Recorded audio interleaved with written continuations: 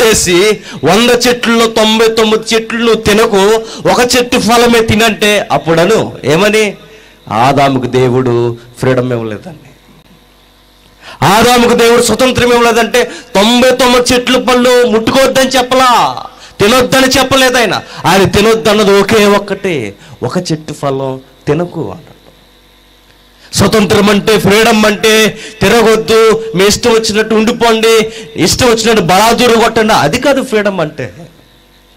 ఆదాము నిండు పురుషునిగా చేసి ఫ్రీడమ్ ఇచ్చి దేవుడు అన్నాడు, డేంజర్ జోన్లోకి వెళ్ళకన్నాడు. మీకు అర్థం కావాలంటే, మా ఊరు నుంచి ఈ ఊరు వచ్చాం, ఈ రోడ్డు మీద ప్రయాణం చేసి మా ఊరు నుంచి ఈ ఊరు రావడానికి మాకు ఫ్రీడమ్ ఉంది. ఈ ఊరే కాదు, ఈ భారతదేశంలో ఉన్న ఏ ఊరు వెళ్ళడానికైనా మాకు ఫ్రీడమ్ ఉంది. మీకు కూడా ఫ్రీడమ్ ఉంది. ఎక్కడికైనా స్వతంత్రంగా మీరు వెళ్ళొచ్చు, ఏ ఊరైనా వెళ్ళొచ్చు, ఎప్పుడైనా వెళ్ళొచ్చు. ఫ్రీడమ్ ఉందని చెప్పి ఎదుటొచ్చిన నల్ల గుద్దుకుంటూ వచ్చేస్తే దాన్ని ఫ్రీడమ్ అంటారా?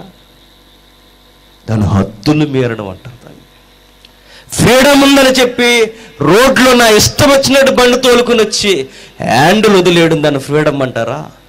అనరు. దాన్ని స్వతంత్రం అంటారు. యాక్సిడెంట్ చేయడం అంటారు.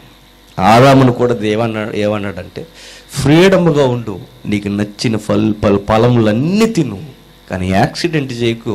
ఆ యాక్సిడెంట్ ఏంటో తెలుసా? ఆ పండు తినకన్నాడు. ఆదాముకు దేవుడు పెడుతున్న షరతులు ఏంటంటే, నన్ను ఆరాధిస్తూ నాకు లోబడి నువ్వు పని చేయి అన్నాడు. అదే ఆదామును పిలిచి, నీకు మరో పని చెబుతున్నాను నేను, భూమి మీద ఉన్న ప్రతి జంతువుకి నువ్వేమని పేర్లు పెడతావు పెట్టు, నువ్వు పెట్టిన పేర్లే జంతువుల పేర్లు. ఈ తోటను సేద్యపరచు.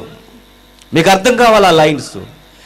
ఏమని మనం బయలుదేరుతున్నామంటే, మగాడు అన్న దానికి బైబిల్ ఏమి నిర్వచనం ఇస్తుందంటే, ఇదిగో బైబిల్లో ఇలా రాయబడింది, దేవుణ్ణి ఆరాధిస్తూ దేవుడిచ్చిన పనిని చేస్తూ ఇవ్వబడిన కుటుంబాన్ని ప్రేమించడం చెప్పండి మగతనానికి గుర్తట.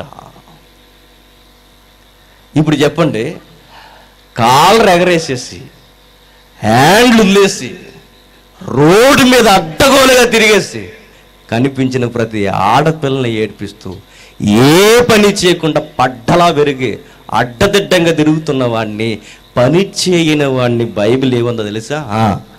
మగాడు కాదు. మీకు అర్థమైందో లేదో?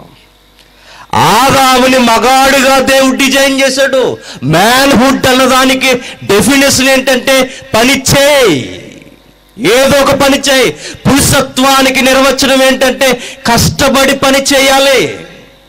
సోమర్లా తల్లిదండ్రుల దగ్గర మేచేవాడు మగాడు కాదు. తల్లిదండ్రుల్ని ఇంకా వాళ్ళ మీద ఆధారపడి కష్టపెట్టేవాడు మగతత్వానికి పనికిరానివాడు.